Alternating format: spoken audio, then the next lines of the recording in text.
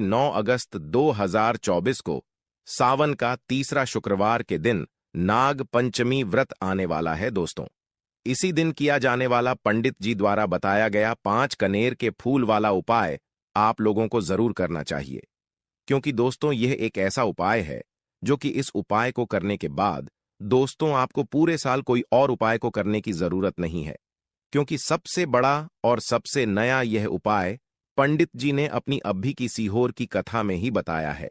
मैं जिस उपाय को आज हम आपको बहुत अच्छे से समझाने वाले हैं, इस वीडियो को देखने के बाद इस उपाय को समझने के लिए आपको कोई और वीडियो को देखने की जरूरत नहीं पड़ेगी। तो चलिए दोस्तों, उपाय को शुरू करते हैं ना। तो अब हम यहां पर समझते हैं कि आपको उपाय कैसे करना है। सबसे पहली चीज दोस्तों, ये जो उपाय है ये 5 कनेर के फूल वाला उपाय है। तो सीधी सी बात है, इस उपाय में हमें 5 कनेर के फूल तो लेना ही लेने पड़ेंगे। अब यहां पर एक सबसे बड़ी गलती होती है जो कि आप उपाय में करते हो और आपको पता भी नहीं लगता है, जो कि हम आपको बताते हैं। देखिए, जो आप 5 कनेर के फूल लेकर आओगे तो आप लोगों को वैसे ही 5 कनेर के फूल लेकर आने हैं। ये कनेर के फूल आप लोगों को बहुत आसानी से मिल जाते हैं। बस आपको इसका पेड़ ढूंढना होता है और बहुत सारे फूल में लगे हुए होते हैं, कुछ भी कमी नहीं होती है। बस दोस्तों, आपको यहां पर ध्यान इस बात का रखना है कि अगर यह 5 कनेर के फूल जो है, मतलब कनेर के फूल का पेड़ जो है कहीं बाहर लगा हुआ है, वो किसी के अंदर में नहीं लगा हुआ है, किसी का वह पेड़ नहीं है, तो आप बिना पूछे जो है वह कनेर के फूल तोड़कर ला सकते हो, है ना। पर अगर कोई सा कनेर का पेड़ किसी के घर के अंदर लगा हुआ है और आपको वह कनेर के फूल उसके घर के अंदर से चाहिए, तो भाई उससे पहले पूछना कि भाई हम जो है आपके पेड़ में से 5 कनेर के फूल ले लें या कनेर के फूल ले लें। भाई पहले उससे पूछना, क्योंकि ये वाले जो 5 कनेर के फूल आप लोग ले रहे हो ये उपाय के लिए ले रहे हो, और भगवान शिव जी को उपाय जब हम करते हैं तो भाई पूर्ण रूप से जो है हम पूरे विधि विधान से करते हैं। तो इसलिए अगर आप किसी के घर में के अंदर जो पेड़ लगा हुआ है कनेर का, उस पेड़ डीडीएच से अगर ये फूल ले रहे हो, तो भाई पहले उस घर के मुखिया से पूछ लेना कि हम आपके पेड़ से कनेर के फूल ले लें। अगर वहां कह देता है तो भाई उसके बाद आप उसके पेड़ से 5 कनेर के फूल ले लेना। अगर कोई कनेर का पेड़ जो है ऐसे ही बाहर लगा हुआ है, खुले में लगा हुआ है, उस पर किसी का भी कब्जा नहीं है, तो वह आप जो है बिना पूछे भी उस पेड़ में से तोड़ सकते हो। पर किसी के घर के अंदर लगा हुआ है तो उससे सरकार ही 5 कनेर के फूल उसके पेट में से लेना। अब आपके पास 5 कनेर के फूल भी आ चुके हैं। अब दोस्तों, कनेर के फूल के साथ में क्या हमें सीधा उपाय करना है या कुछ सामग्री भी लेकर जाना है? तो देखो, कोई भी उपाय जब हम कर आते हैं तो सीधा हम उपाय जाकर नहीं करते हैं, उससे पहले हम भगवान शिव जी की पूजा अर्चना भी करते हैं। तो देखो, अगर यह उपाय आप सुबह के समय कर रहे हो, प्रातःकाल कर रहे हो, तो आप लोगों को अपने साथ में कम से कम 1 लोटा जल तो जरूर लेकर जाना ही जाना है। मंगलवार की अष्टमी का दिन रहेगा।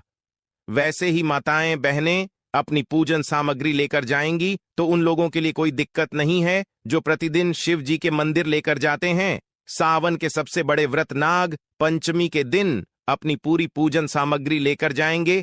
भाई वह वैसे के वैसे ही लेकर जाएं, यह बात उनके लिए है। जो कुछ भी लेकर नहीं जाएंगे भाई वो बस 1 जल तो जरूर लेकर जाएं।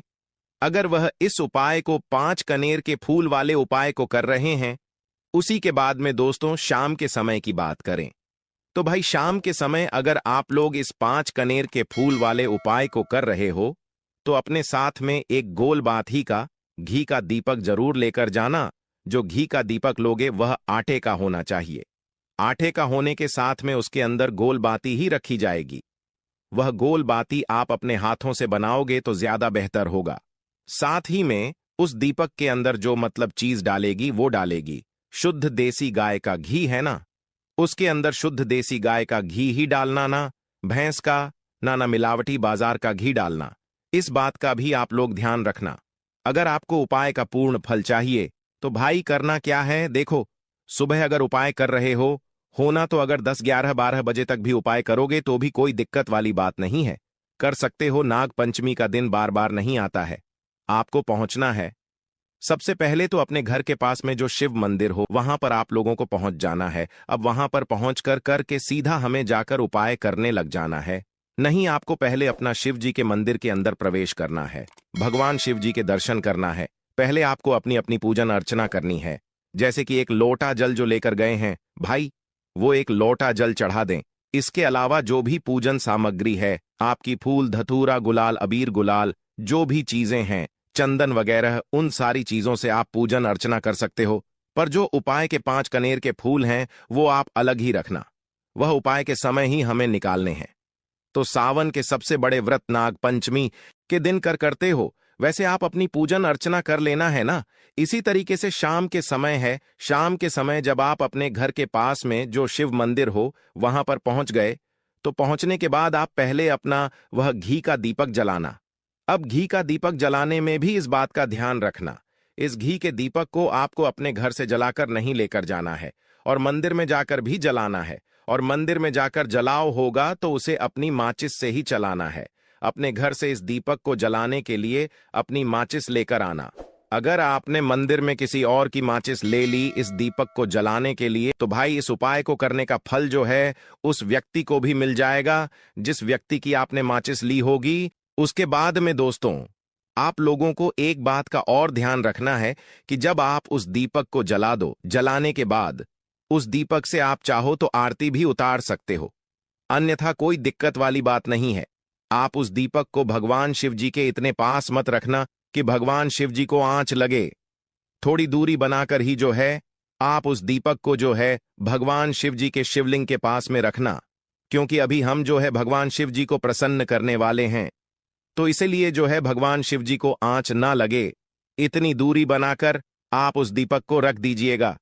जैसे ही आपकी पूजन अर्चना हो जाती है, आप जल चढ़ा देते हैं, पूजन अर्चना हो जाती है, फिर आप उसके बाद में भगवान शिव जी की शिवलिंग के पास में कहीं पर भी बैठ जाइए, सामने बैठ जाइए या आसपास बैठ जाइए। उसी तरीके से शाम के समय है, दीपक जैसे ही लग जाए तो भाई आप अपना उपाय को यहां पर कर सकते हैं। और उपाय को करने से पहले आप अपने वह 5 कनेर के फूल निकाल लीजिए, क्योंकि अब हम यहां पर उपाय को करने वाले हैं। उपाय को करने के लिए आप शिवलिंग के सामने भी बैठ सकते हैं, आसपास भी बैठ सकते हैं, कोई दिक्कत वाली बात नहीं है। अब हमारे पास 5 कनेर के फूल है, तो सीधी सी बात है कि इन 5 कनेर के फूलों को हमें 5 अलग अलग जगहों पर या पर चढ़ाने हैं। अब वह 5 अलग अलग जगह कौन सी हैं वो हम आपको बताते हैं। देखिए, 5 अपने कनेर के फूल आप अपने सामने निकाल कर रख लीजिए। अब 5 कनेर के फूल में से सबसे पहला वाला कनेर का फूल आप लोग उठाइए और पहले वाले कनेर के फूल आपको कहां पर चढ़ाना है वो आपको चढ़ाना है भगवान शिव जी की शिवलिंग के ऊपर। जो गणेश जी वाला स्थान होता है वहां पर अब भगवान शिव जी के शिवलिंग के ऊपर गणेश जी वाला स्थान कहां पर होता है? भगवान शिव जी की शिवलिंग होती है, शिवलिंग की जल आधारित होती है। जलाधारी का जो राइट हैंड साइड होगा, मतलब शिवलिंग की तरफ से खड़े होकर देखना कि भगवान शिव जी का सीधा हाथ कौन सा है, राइट हैंड साइड कौन सा है। उस राइट हैंड साइड पर आपको यह पहले नंबर का कनेर का फूल समर्पित करना है।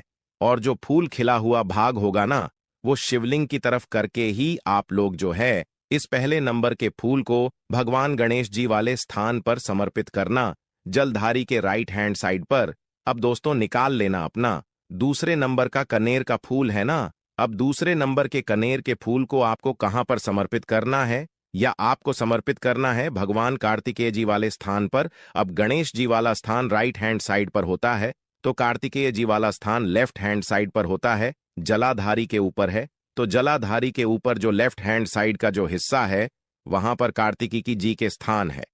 तो इस दूसरे नंबर के फूल को आप वहां मतलब वहां पर समर्पित कर देना और भगवान से प्रार्थना कर लेना। और फूल खिला हुआ भाग शिवलिंग की तरफ ही होना चाहिए। अब बात आती है तीसरे कनेर के फूल की। तो तीसरे कनेर के फूल को भी आपको लेना है और इस तीसरे कनेर के फूल को आपको माता अशोक चंद्र जी वाले स्थान पर समर्पित करना है। अब यह माता अशोक चंद्र जी का स्थान कहां पर होता है दोस्तों? यह जो स्थान होता है यह जलाधारी के बिल्कुल बीचों बीच में होता है। आपने पहला फूल भगवान गणेश जी वाले स्थान पर चढ़ाया, दूसरा फूल कार्तिक जी वाले स्थान पर चढ़ाया। अब यह तीसरा फूल जो है इन दोनों फूलों के बीचों बीच चढ़ेगा, मतलब जहां पर माता अशोक सुंदरी जी का स्थान होता है, खिला हुआ भाग शिवलिंग की तरफ करके ही जो है इस तीसरे नंबर के फूल को आप समर्पित कर देना। माता चंडी स्थान पर। अब बात आती है चौथे नंबर के फूल की। तो दोस्तों, जो चौथे नंबर का फूल होगा, ये आप लोगों को कहां पर समर्पित करना है? ये आप लोगों को समर्पित करना है भगवान शिव के शिवलिंग के ऊपर जो एक पात्र टंगा हुआ होता है, जिससे बूंद बूंद करके जल टपकता है, जिसके अंदर शिव जी की 5 बेटियों का स्थान होता है, जया, विषहर, शामिलबारी, देव और दोतली। उस पात्र के अंदर जो है आप लोगों को क्या करना है? यह चौथे नंबर के फूल को समर्पित करना है।